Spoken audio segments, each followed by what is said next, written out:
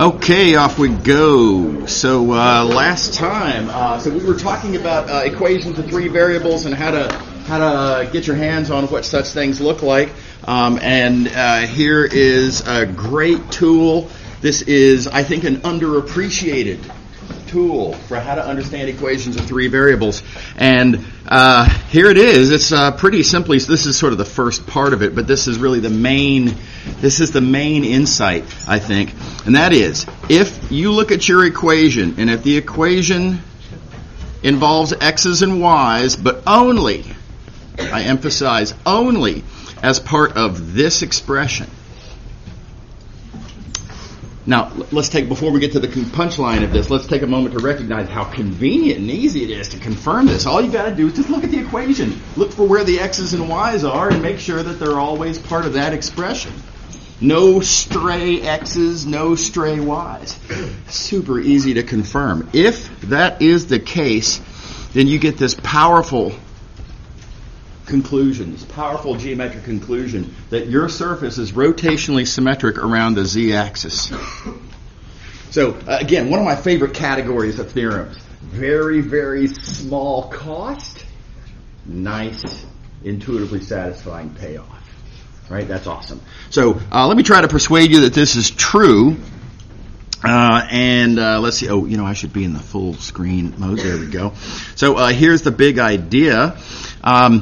Let's look at a couple of points, like these 2 points.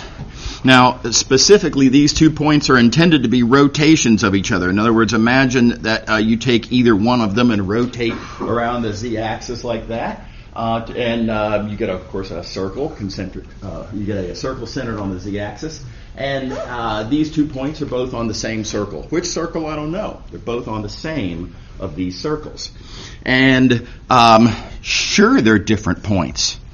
They have different x's. They have different y's. Yeah, different points. Right? But if you really get right down to it, the x and the y don't matter.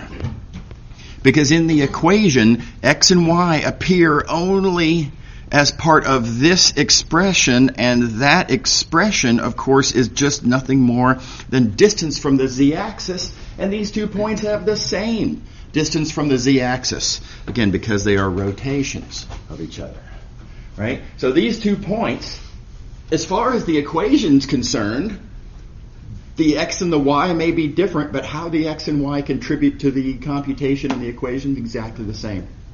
You'll also notice, and this is another easy pitch, I think, because of how these points are constructed, they're at the same height. They have the same z, right? So that's the only other variable that can contribute to the equation. So these 2 points have to perform in the equation exactly alike. So either they both satisfy the equation, in which case they're both on the surface, or neither satisfies the equation, in which case neither is on the surface. And I think it's a short jump from this observation that the surface has to be rotationally symmetric. So, really nice little fact. Now, here's a different take on it if you don't like that argument. Or even better, if you just want to see a different supporting argument.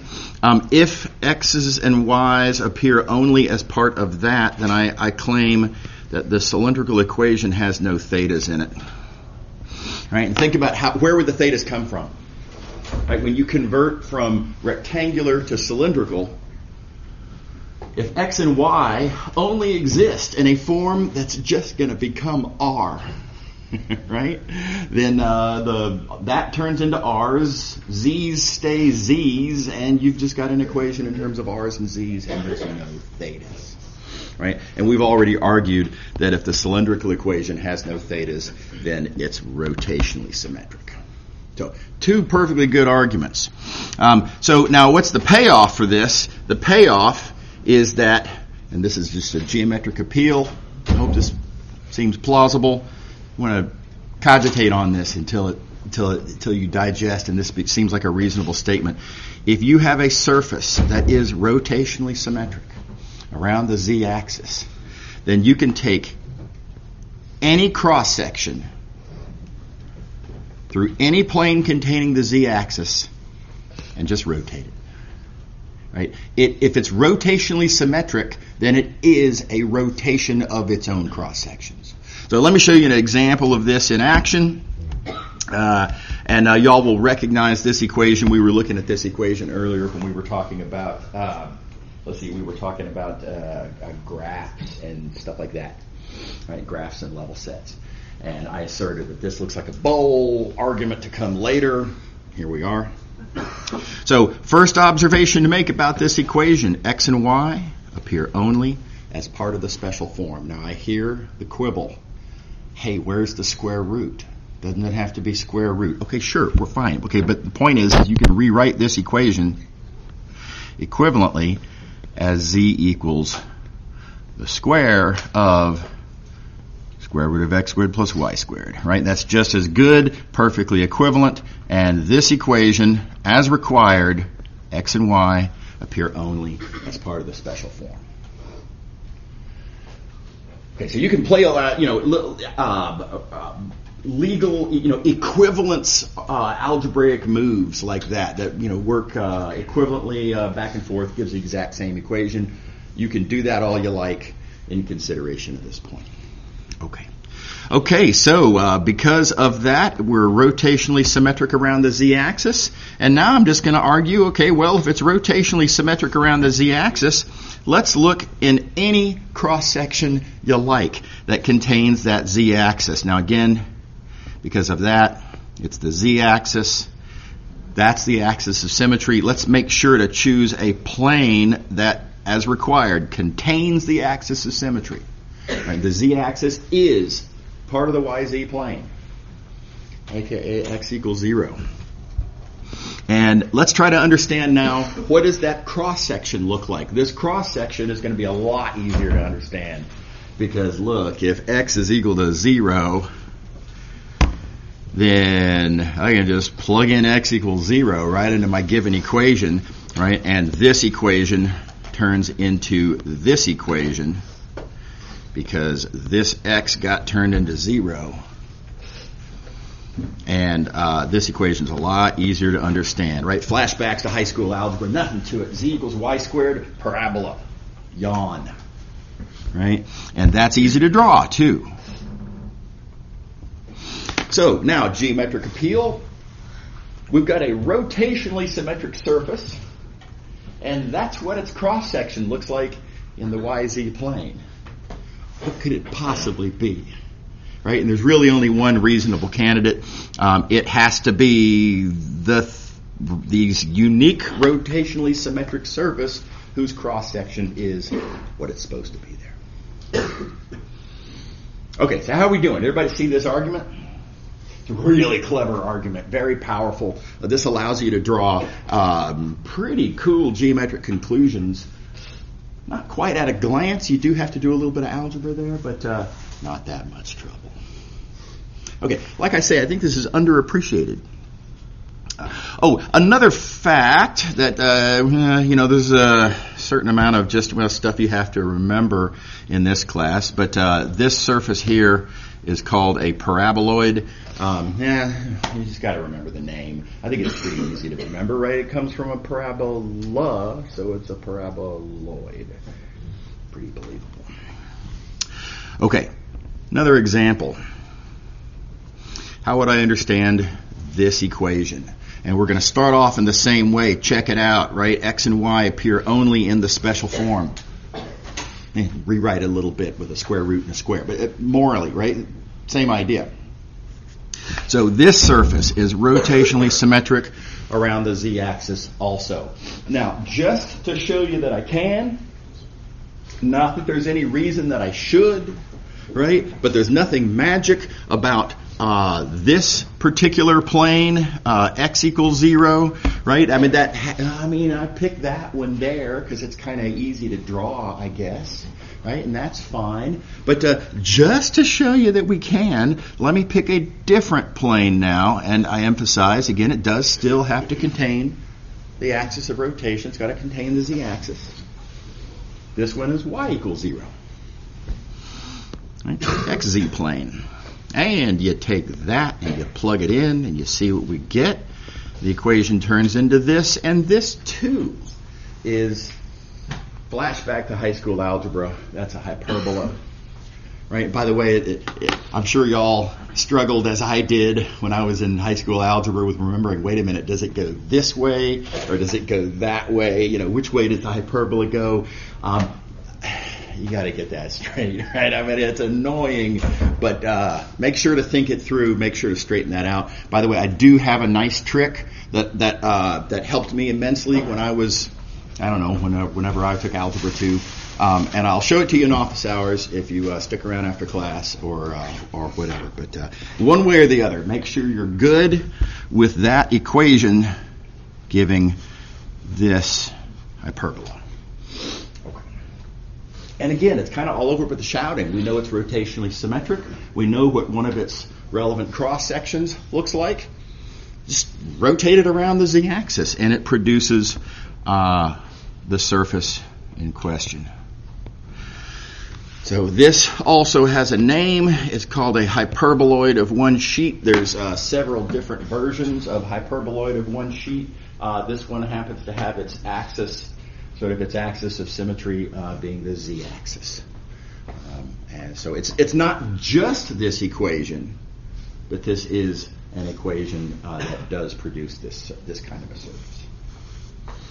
Okay, let's see another example. Now this next one, we're going to make the argument around a different axis. And I think this is a really good exercise. Let's look at this equation here, aka this equation here. Same thing.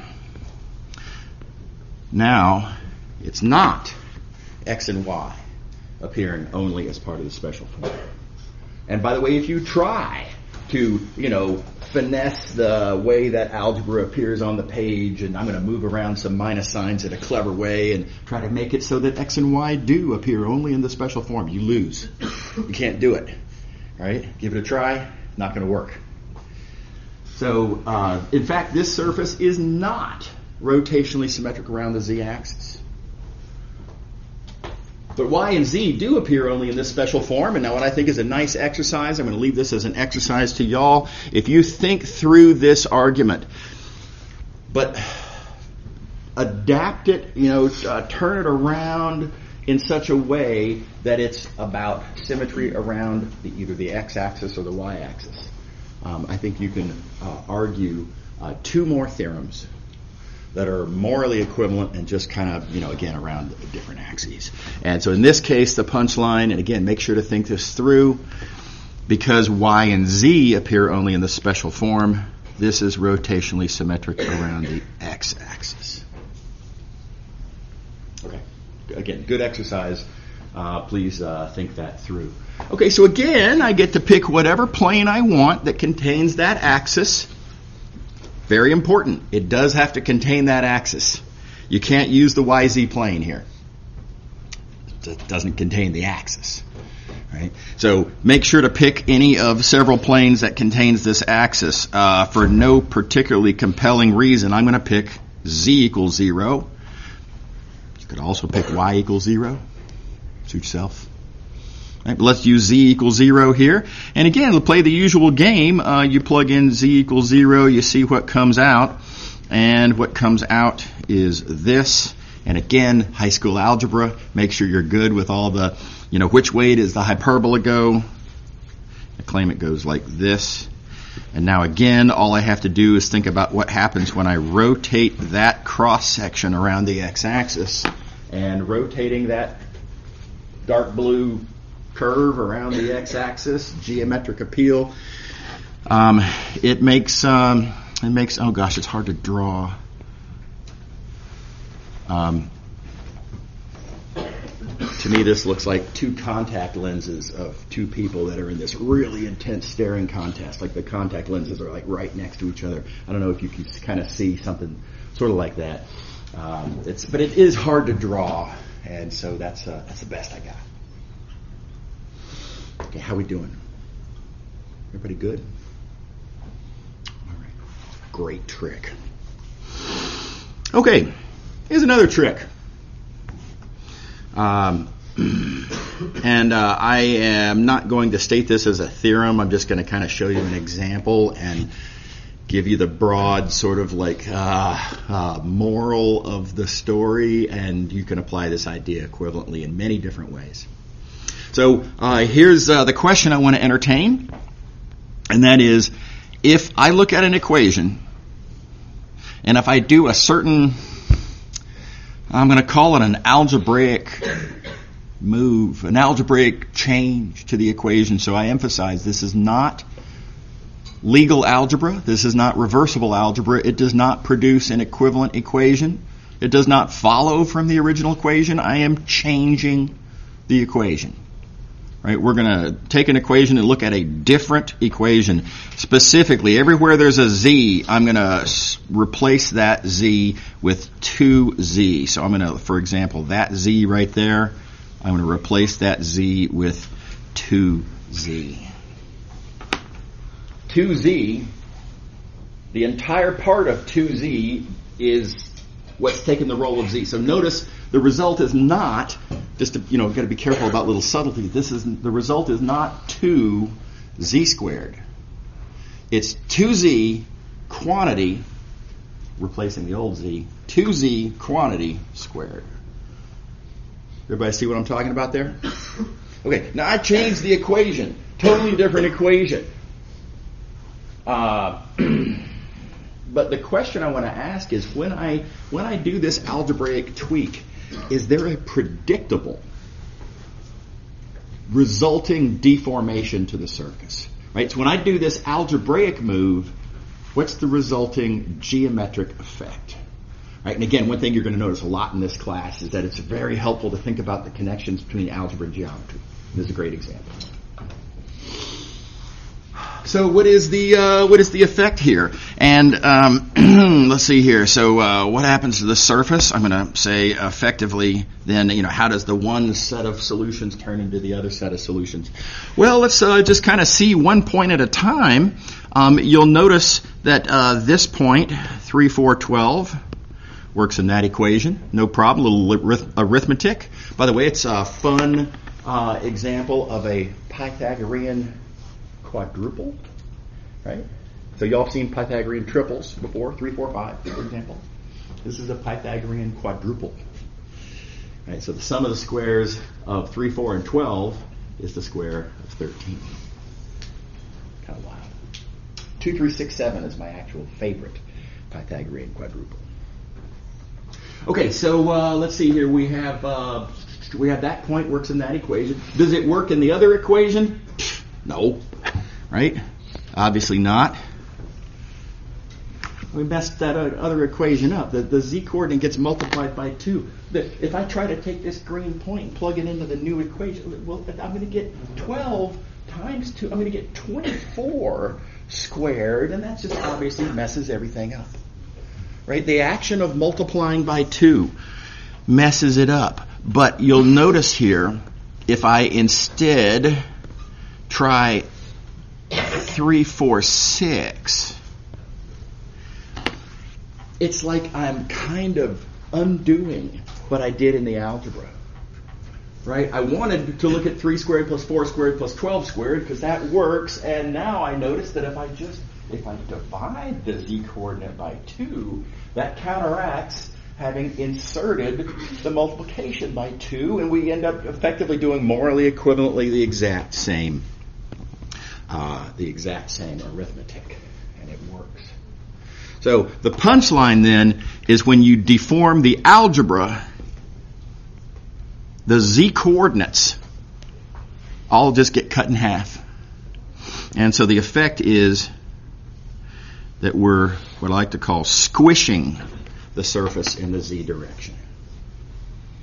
Okay, so now I got a mess on the screen. Let me get rid of the mess, and let's put together the sort of the summary. When you do this algebraic move, replace all the z's with 2 z's, the effect is to squish by a factor of 2 in the z direction. Now, and again, this isn't a rigorous proof. This is a, notice the pattern kind of an argument. But this works in general. And in fact, here's the generalization. Whatever you, in the sense above, whatever you do to a variable in an equation, the opposite happens to the surface. So, okay, some related examples. Let's see here, and I'm going to present this in a way that I hope will be useful. Here's a surface. Let's say maybe I want to understand. How would I understand that surface there? And let's pretend we hadn't, maybe if you've seen it before, but let's try to ignore that. So what argument am I going to make as to what this surface is and how do I know it? And my first glance would be to say, I got nothing. I can't, at a glance, just look and see exactly what that thing looks like. What I can do, though, is I can look at this equation. It's not the same equation. Different equation. It's going to have a different answer. But that one's easy. That one says distance from the origin is 1. That's pretty clearly the unit sphere. Simple argument, spherical coordinates, if you like, or just straight up distance argument. Sweet. Okay, well then notice that the process of sort of algebraically turning the green equation into the blue equation is no big deal. I'm doing 3 of these algebraic tweaks like I discussed above. And we know exactly what the result is of those algebraic tweaks. When you replace a variable with variable, times a factor, then you end up squishing by that factor. Here, we're dividing by A, B, and C, and so we're effectively going to be stretching by factors of A, B, and C. And that produces, wrong color, that produces an ellipsoid. Everybody buy it? So this is a powerful idea because the rotational symmetry arguments that we made here. This is touchy stuff. I mean, you can't have any. There's no deviation from this form. It's got to be strictly exactly that form. And if there's extra numbers in there, right, as is so often the case in the real world, right, then this is dead in the water. But you can use. Where did I put it? Here we go. You can use the result of a rotational symmetry argument and then just make this tweaking argument and conclude what this thing is that is not rotationally symmetric. Okay, so a couple of quick examples. I'm mostly going to let y'all read these. So we already argued that this is a paraboloid. Rotational symmetry argument. Right? This one here is not rotationally symmetric. There is no rotationally symmetric argument to make there. You're dead in the water if you want to take a rotationally symmetric argument, because it isn't. But it is stretchable. Right? This is the result of performing, replacing x with x over a and y with y over b, etc. And so all this thing does is it effectively stretches the paraboloid in the x and y directions, and that results in what we call an elliptical paraboloid. So the, if you will, the round bowl gets kind of stretched out and becomes one of these kind of oddly shaped bowls that, again, has the horizontal cross sections are ellipses instead of circles. Okay, and then likewise with this next example, and again, there was a little bit more work that went into this second example. I had to first make a rotation argument to figure out what that was, that's a hyperboloid of 2 sheets, and then I can subsequently make the deformation argument to see that that is an elliptical hyperboloid of 2 sheets. So so these tools you can kind of compose them together. You can 1-2 punch with these 2 different tools. Everybody doing all right? Okay, moving along. So finally, a little bit of calculus. Right, here we are, starting the 3rd week of classes. We're finally in a class that has the word calculus in the title. We're finally going to do a little bit of calculus. So let's talk about derivatives. Y'all remember derivatives from single variable calculus. There's a million different points of view on derivatives from single variable. just a quick heads up. Multivariable derivatives are significantly weirder. For one thing, there's not just the one of them. Right? In single variable calculus, if you say the derivative, it's perfectly clear. We know exactly what you mean. There's just the one. The derivative is a well-defined thing. When you're doing multivariable calculus, there's depending on the situation and depending on how you want to look at things, there's lots of them. So several anyway. Right? It depends on your point of view. So heads up about that, right? Don't make the mistake of thinking that there is a single, the derivative, end of story. Not true. This leads to a weird question. Well, hey, if they're different, why do we use the same word to describe them? Right? That's one of my, I made that case earlier in some other context. The reason why is what I have in the box here, and that is that they all have in common a very important feature in their different ways, in different contexts. All of them relate input changes to output changes. And I think if you think back to, single variable calculus, you'll recall this is one of the features of a single variable derivative. It's a way to relate input changes to output changes. It's what you multiply by dx to get dy. Okay. All right. So just keep that in mind as we proceed through talking about a bunch of different kinds of derivatives. Okay, so we're going to start with partial derivatives, and just again a little context. I'm actually not super happy about that. Kind of feel like I almost have to because the book does it this way, and I have experimented in the past with deviating substantially from the way that the book does things, and there's always a pro-con, and the more you deviate, the more con there is. And this would be a pretty big deviation, and I just don't think the payoff is quite worth it. But all else being equal, I don't think this is the best way to start talking about derivatives. I'm just going to put that on your radar. So please don't hang your hat on, okay, this is the fundamental way to think about multivariable derivatives. It really isn't. This is a tool.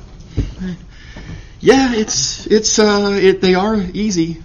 I'll give it that. Partial derivatives are nice and easy. They are relatable. They look a lot like single variable derivatives. So that's cool. They are computationally valuable. Absolutely. Right? So this is not a bad thing. There's a better way to think about it. And we're going to see that either later today or maybe later today. Certainly by our next lecture. You'll see what I really think is the better way to do this. But here we are, talking about partial derivatives. And here's how you do it. You hold all the variables constant except for one. So pick one of your input variables. That's going to be the one input variable that you allow not to be a constant. All the other variables have to be constants for the purposes of this calculation. And then just take the regular old, good old, plain old single variable derivative of that resulting single variable function. And now again, keep in mind, we started with a multivariable function. How do you take a single variable derivative of a multivariable function? Well, don't forget, most of the variables we just agreed we're going to pretend are constants. We're going to treat them as if they're constants. So the multiple variables, well, as far as this calculation is concerned, we're treating only one of them as actually being a variable. The result is a single variable function. All right, so I'll show you some examples in a moment. A little bit of notation first. This is a pretty standard notation. I will call your attention to the fact that this symbol, that symbol is not a D. It is importantly not a D. You may not use a D in its place. If you put a D, that means something different. You've got to be careful about that. It's not a D. Likewise, it is not the lowercase Greek letter delta. That also is a different symbol. It means something different depending on the context. So I know it's annoying, but if you have not previously seen this symbol, weird looking little symbol, you might have to do the humiliating exercise of kind of retraining yourself, like when you were in second grade and you had to learn how to write the letters of the alphabet. You might have to do that again for this one next letter, right? I did, and it seems silly, but make sure you make this easy on yourself. But again, D, not on the table, not acceptable. Okay, so that's just notation. Let's actually do one. Here we go. We want to take the partial derivative with respect. Sorry. We want to take the partial derivative with respect to y of this function. Ooh, starting with a hard one. All right, look at all that. There's a product. Oh, it's a product of 3 factors. We're going to have to use the product rule a couple times, it seems like. Oh, my God, they're cotangent. Oh, God, I have to remember how cotangent works. And, there's a composition. There's a product inside of the composition. Looks annoying. This is actually a really easy example. Right? That's all illusion, because you got to keep in mind, step 1 is to identify which variable we're going to treat as being the variable, and all of the others, we're going to treat them like they're constants. We're going to pretend that they're, for the purposes of this computation, they are constants. So x and z are constants. So that's a constant. So that's a constant. So that's a constant, and that's a constant. And therefore that, and that, and that, and oh my God, that, all constant. The only thing that I really have to take a derivative of then is just the y squared. Everything else is a constant for the purposes of this partial derivative. Right? And there are other partial derivatives. We'll talk about that some other time. But for a y partial derivative, x and z are constants. And so this is a pretty easy calculation. The y partial of y squared, treat it like a single variable derivative. The derivative of y squared is 2y. And we're done. Is everybody happy? Okay. Reasonable complaint. If you're uncomfortable with what I'm doing here, tell me if this is what you're hearing, the voices in your head. Wait a minute, are you allowed to just do that? Can I just play make-believe and pretend? And yeah, it's a free country. Right? So now the conclusions that I draw from this are limited accordingly. Right? You can play make-believe all you want, with the understanding that whatever you make up, all of your conclusions are limited by they only make sense in the context of this little make-believe scenario that we're considering, right? So, but yeah, sure, that you're perfectly allowed to limit the interpretations of your results by making assumptions. So now, so what have I shown here? I've computed this thing called the partial derivative. What have I learned? What does that tell me? We'll figure that out in a couple minutes. For the moment, I just want to show you how to actually turn the crank on this. And there it is. That's how you turn the crank on partial derivatives. A couple more examples. I'm going to be super quick about these because y'all these are highly readable. Y'all can totally read these. But look at this one here. We're going to take a partial with respect to x. That means that this is function, and that exponent is a constant. Right? Because we're taking the partial with respect to x. That means all of my other variables, in this case y. We're going to treat it like a constant. And what do we do when we have constant exponents? Well, we do this move here. I'm sure you all remember that from Calc 1 long ago. And don't forget the chain rule.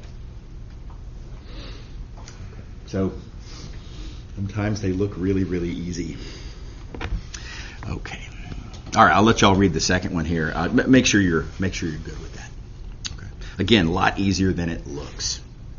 Okay, so let's talk about what this all means. Again, you can make up anything you like, but you are then responsible for identifying what possible reasonable interpretation, if any, results from your choices.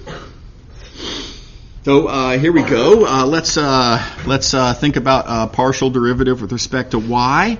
We're going to try to understand how to make sense out of a y partial. Now, if we're going to make geometric sense out of this, we're going to be looking at a picture representing the function. I'll remind you, we talked about last time, that there's a bunch of different pictures representing functions. There's graphs, there's level sets, there's you could have been parametrizing some curve or a plane or something like that. So various different kinds of pictures that can relate to functions. And if you want to make sense out of what's going on in those pictures, you've got to be crisply clear and loyal to what kind of a picture is it.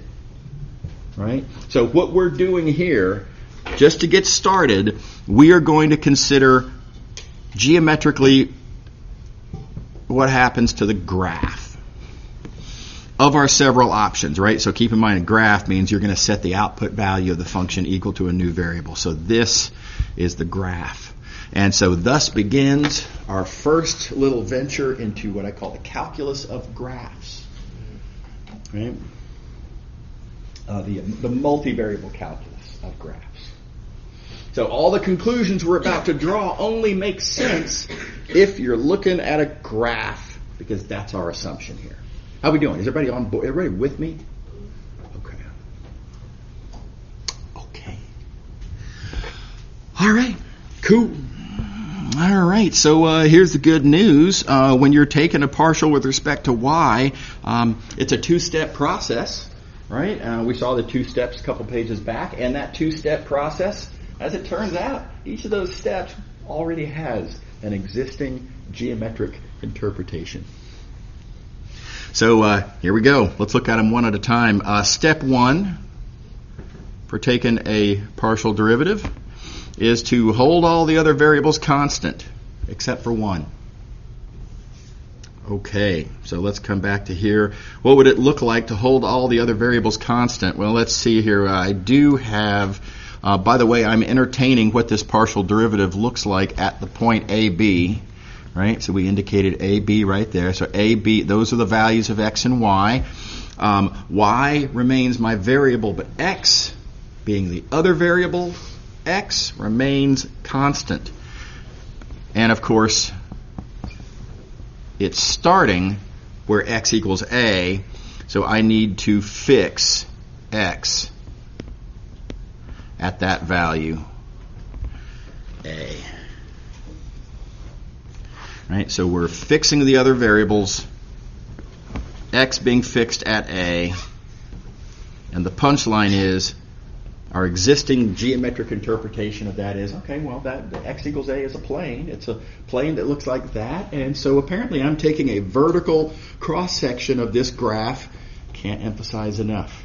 This only applies if you're looking at a graph of the function, right? So this, in the graph context, vertical cross-section in that plane where x equals a, that is, said differently, the vertical plane that's in the y direction.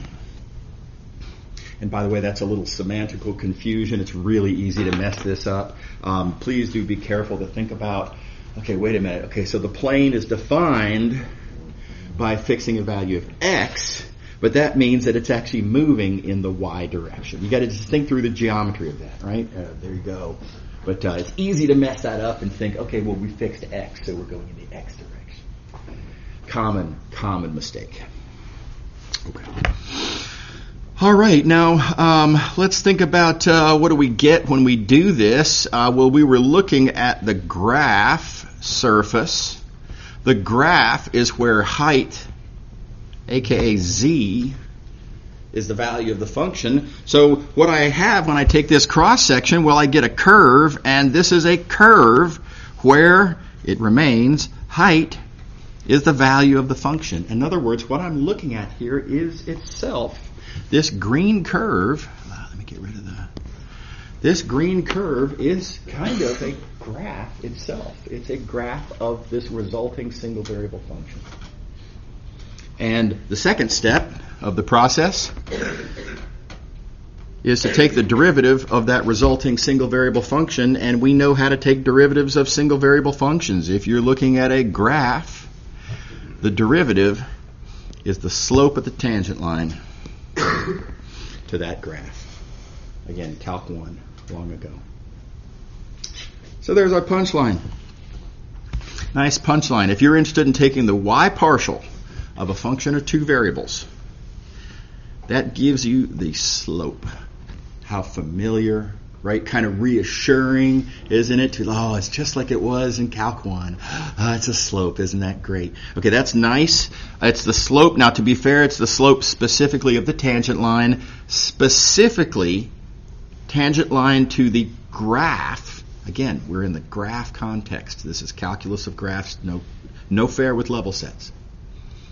Slope of the tangent line to the graph, and specifically the one in the y direction, right? So can't emphasize enough. You've got to be going in the y direction specifically here to get the line whose slope is the interpretation of that partial.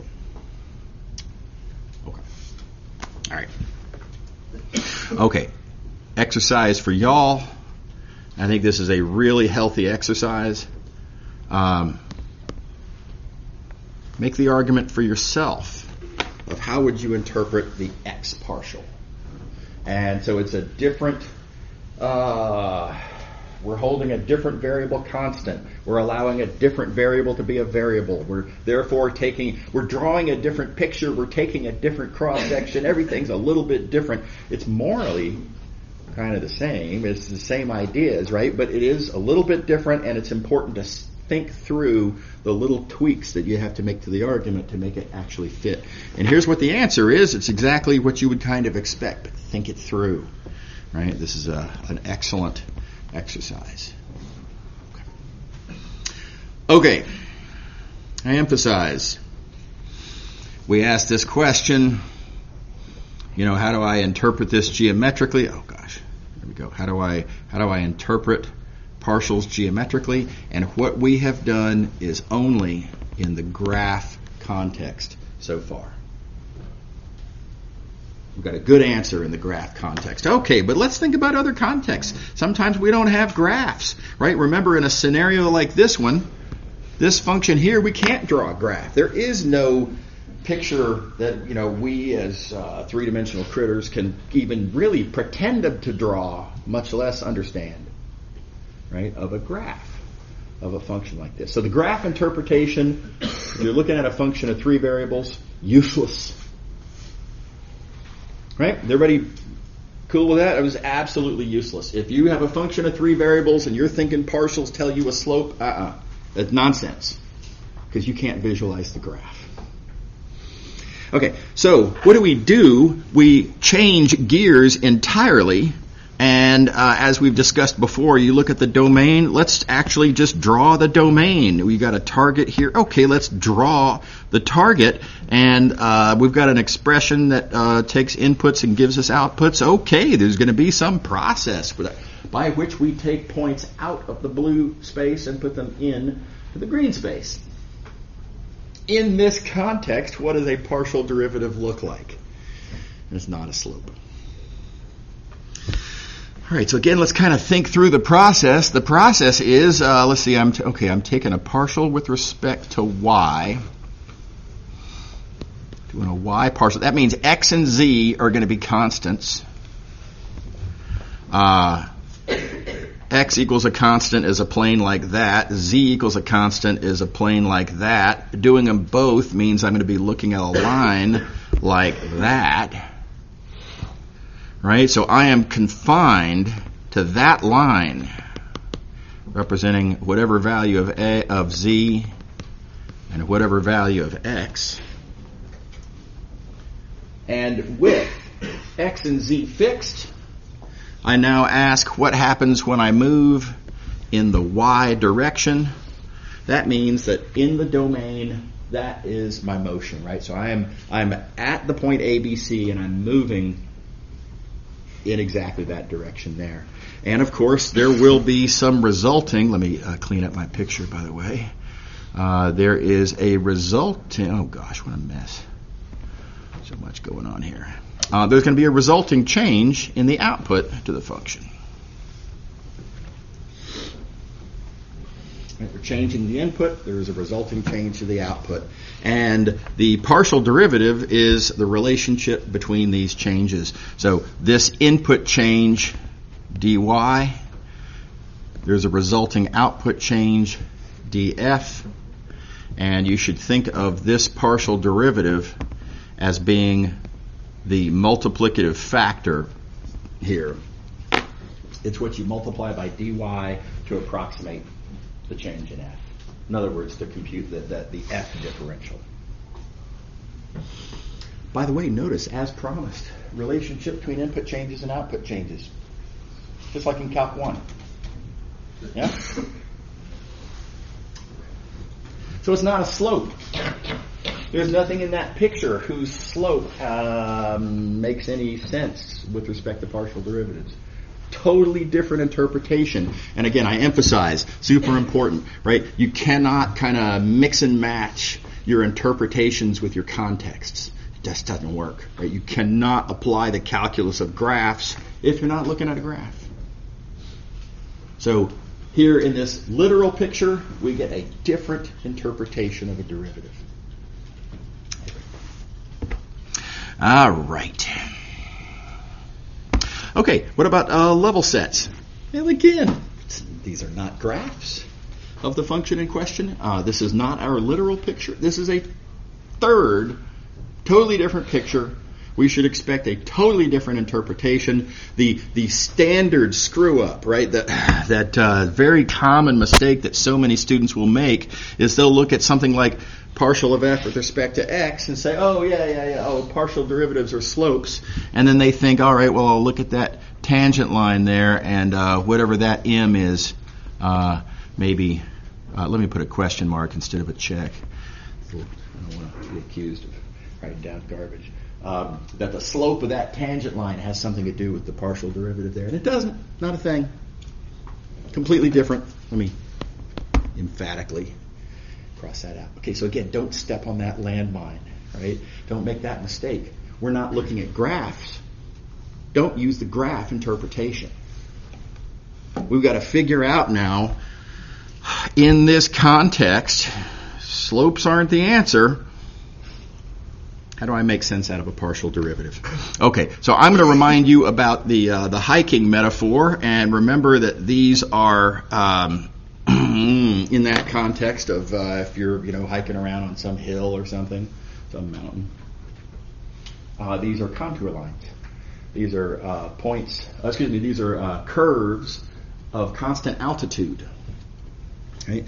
And so, all right, well, look, if I'm moving apparently in the x direction, because I'm taking the partial with respect to x, y is going to be constant, so y is not allowed to change.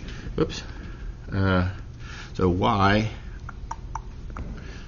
is going to be constant, and that means that I'm going to be moving like so. And as I move in that direction, geometric appeal, how much altitude am I gaining per horizontal movement? And I say quite a bit. Look at that. I'm crossing those.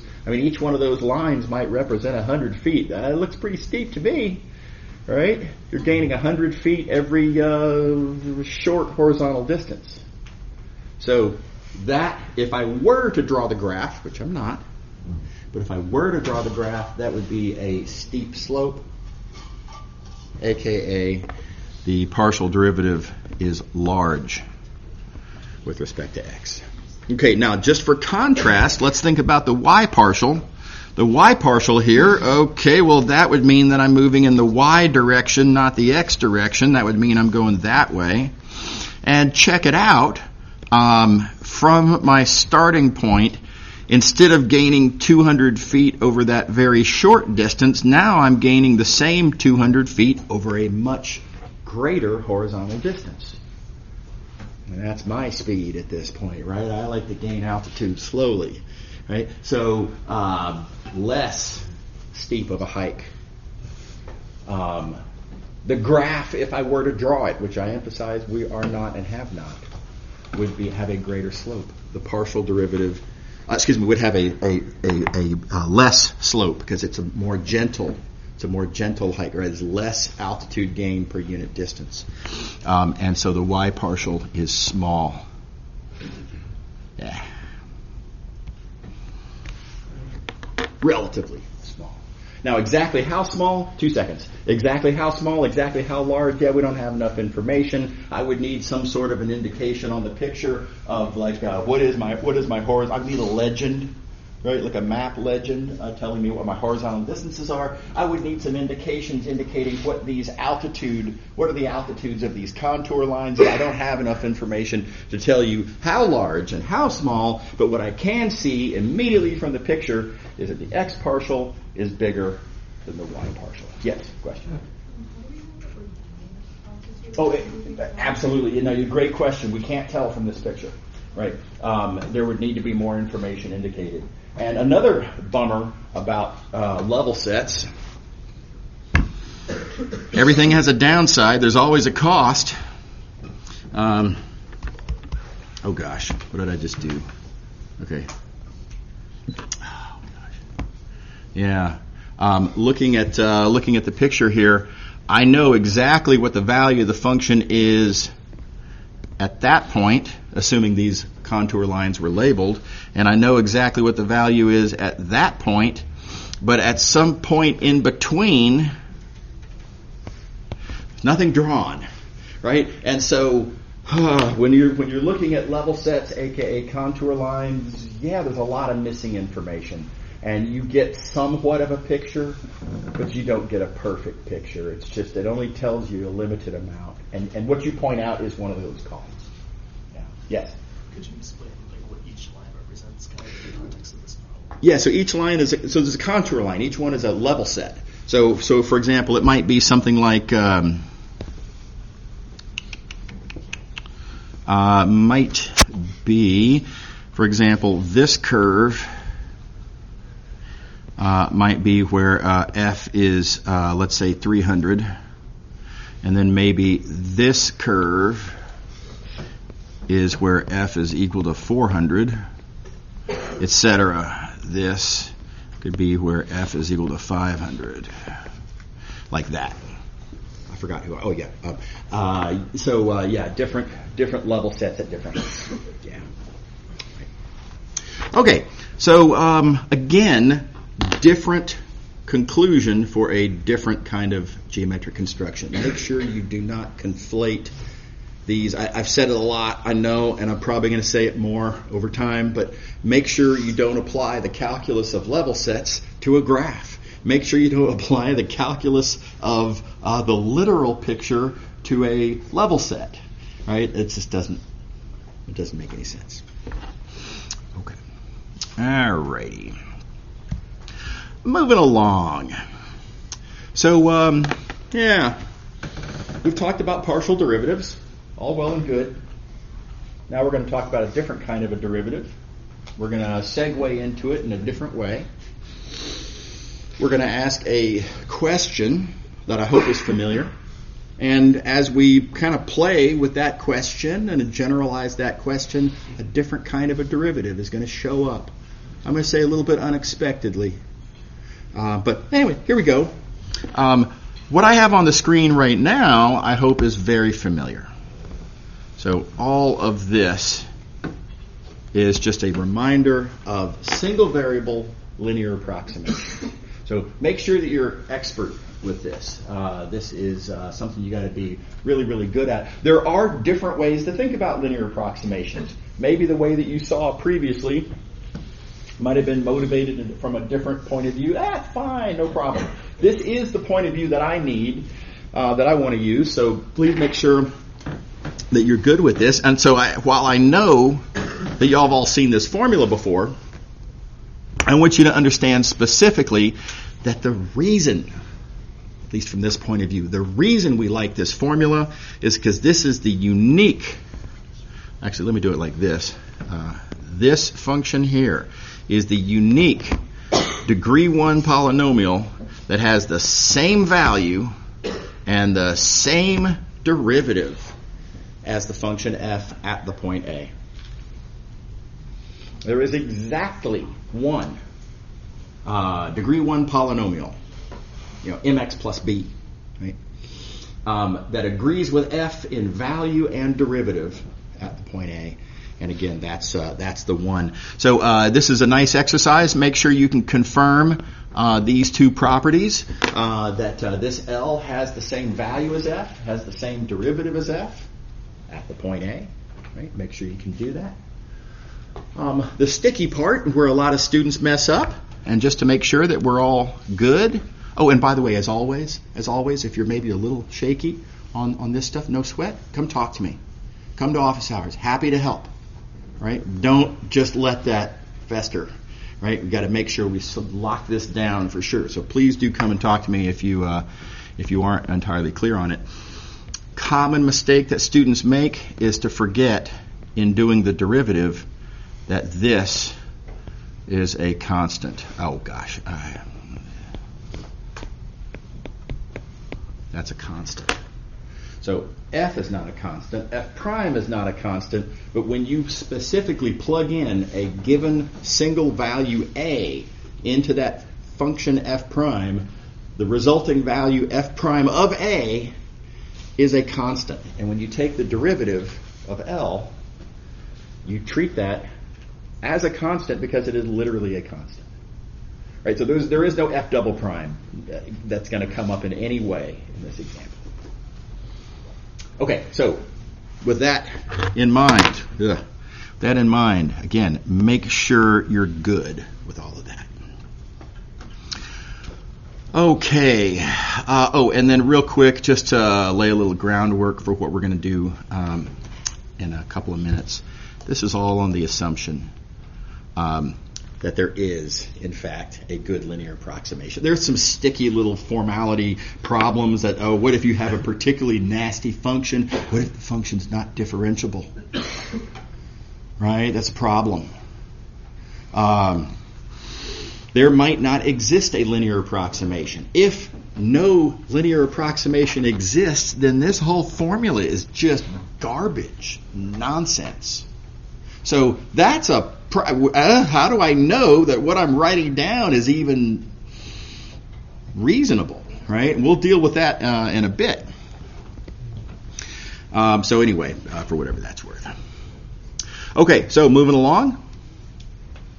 If you want to do the same sort of thing, let's see here. Why don't I do it like this? If you want to do the same sort of thing, but instead of one variable, if you want to consider a multivariable function, right? I want to consider a multivariable function. How would I do the same kind of thing? How would I write down a linear approximation? How would I find a degree 1 polynomial that has the same value as f at A, and that has, okay, well, I'm just thinking out loud here. I wanted to have the same derivative as f. Wait a minute, but there's partial derivatives. There's a bunch of different input variables. I could talk about the partial derivative with respect to any input variable.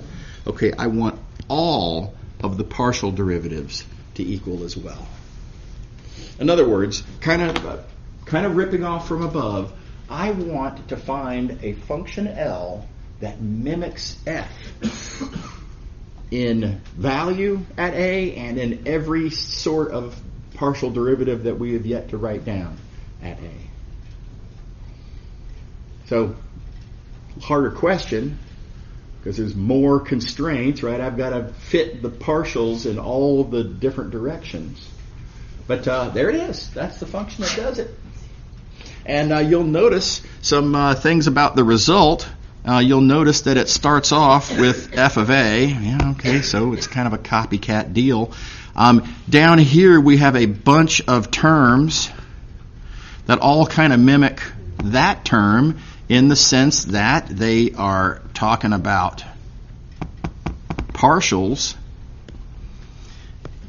evaluated at the point A. And by the way, this little notation that I've used here, this vertical line with A as a subscript, that's just an alternative notation that says, hey, evaluate it at that point A.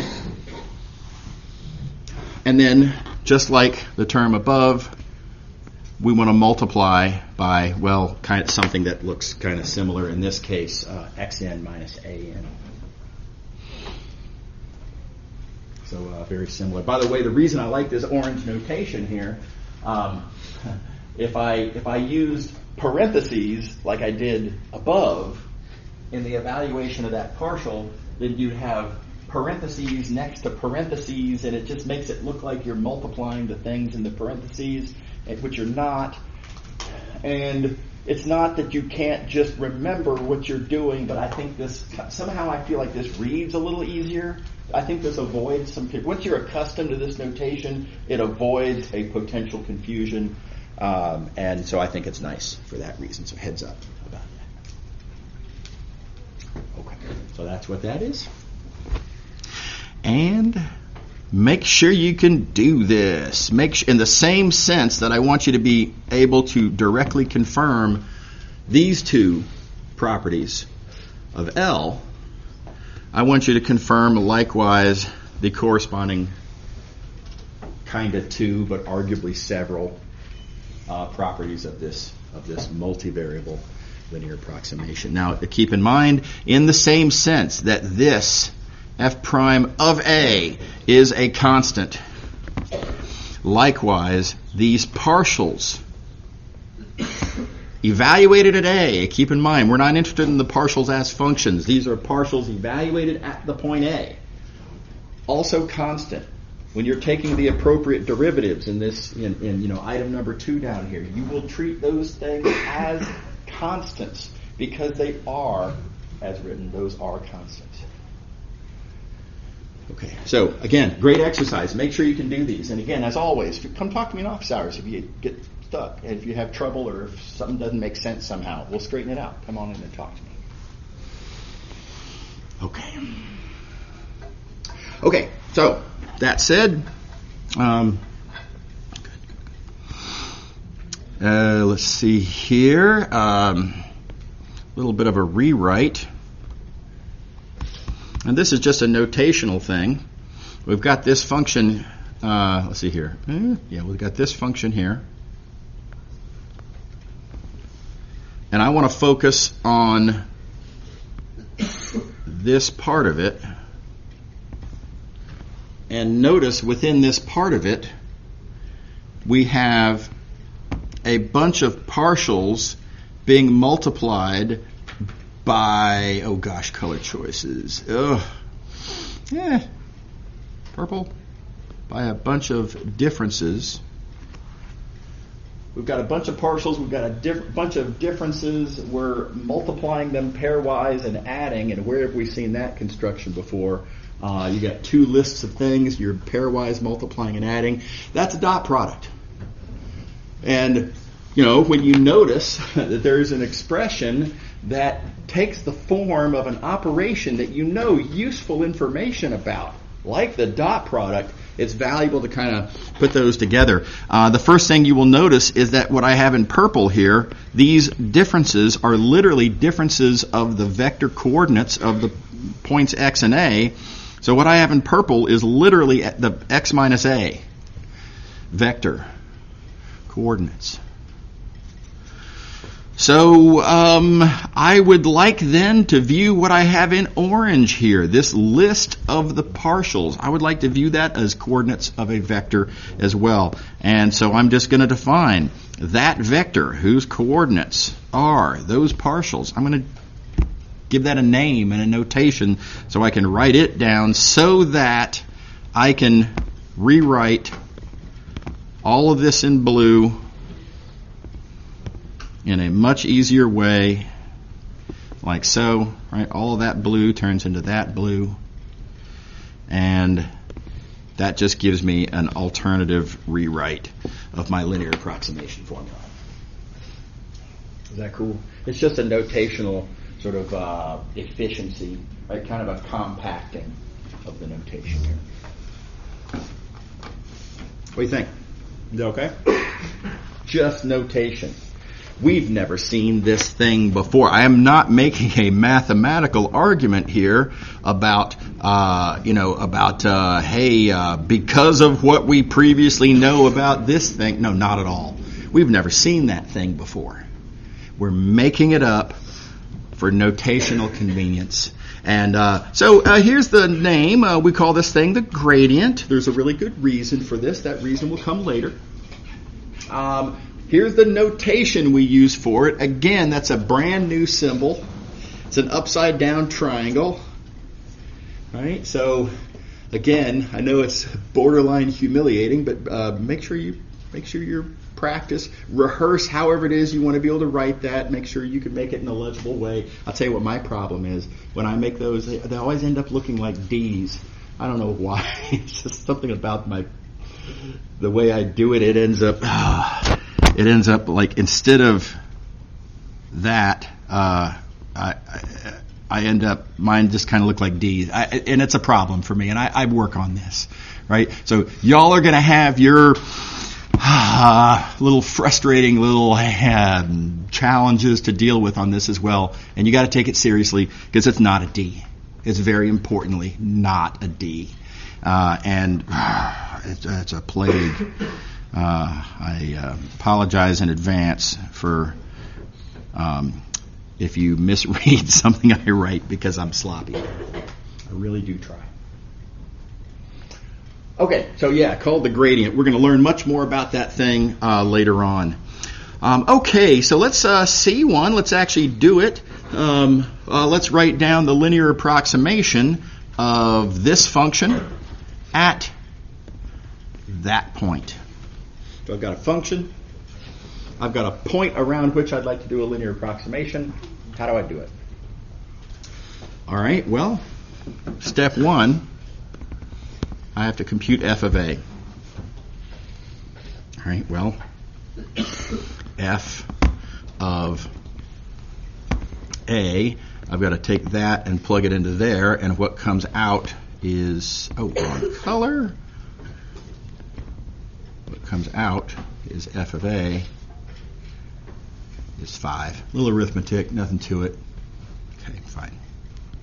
Okay, next thing I've got to do, apparently I need to compute the gradient of f at the point A. Okay, now we got to recall gradient means look at all the partial derivatives. Okay, so now y'all remember how to compute partial derivatives. You do have to be a little careful when you're computing partial derivatives. Don't forget that for one partial derivative, one of the variables is a variable and the other is a constant. For the other partial derivative, the other variable is a variable and the original variable is now a constant. So it's easy to mess that up. Be careful. But anyway, there you go. And now the next thing apparently I need to do is to plug in this point A. So I'm going to take that, plug into there, and what comes out now are the coordinates of the gradient evaluated at A. Is that cool? Everybody on board? Okay. And let's see here. So that is this and goes there. Don't forget that. We already evaluated that went there. And let's see here. Now I got to look at the vector. Got to look at the vector x minus a, and I claim that's this because x, just the coordinates of your soon to be, arguably I could call this r, right? R being x comma y. That's just the coordinates of the point where you're going to be evaluating the approximation, and then minus a, that being the point where you base the linear approximation. So x minus Is everybody happy? Notice it's very plug and chug, right? There's the formula, plug it in, and there you go. Now, last little quickie comment here. We've got on this page that if you multiply it out becomes this, and I'm going to rhetorically ask which one of these is better, and which one should you write? And it kind of depends on the context, frankly. In a math context, most of the time, frankly, I think I'd argue for the top one. Because in that top one, I can explicitly see useful information. I can see what f of a is. I can see what the gradient is. I can see what the point is, 1, 2, where I'm doing the linear approximation. A lot of information, nice and visible right there. If you multiply it out and collect terms, that all disappears. Now, if you're going to be evaluating this linear approximation trillions of times with a computer and you want to streamline things as much as possible, use the bottom one for sure. No doubt, right? It's going to be easier, it's going to be more efficient to compute. So again, different benefits in different contexts to different options. In our context, I think most of the time the top formula is probably the better choice. And only if either the question explicitly says so or there is some actual subsequent reason why you might actually want to multiply and collect terms, then okay, sure, I guess you can. But don't just take it as some sort of given, always, fully multiplied and collected is somehow automatically superior. It's not. Okay. Alrighty. That's our first multivariable linear approximation. By the way, there's a pretty cool thing that's just happened. Get this all on the screen. Notice how much this formula looks like that formula. They look really, really similar. So in that sense, this thing is playing a role analogous to the derivative.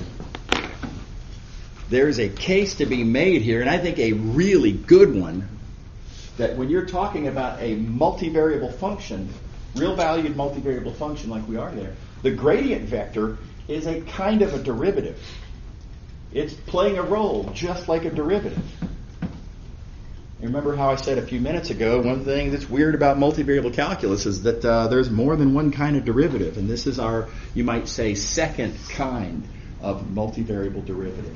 Gradient. The gradient vector is a derivative. It's also got components that are different kinds of derivatives, but the vector as a vector is a derivative for your consideration. Okay, let's see here. I got another minute here. Same game, multivariable. This time we want to entertain what happens if it's vector valued.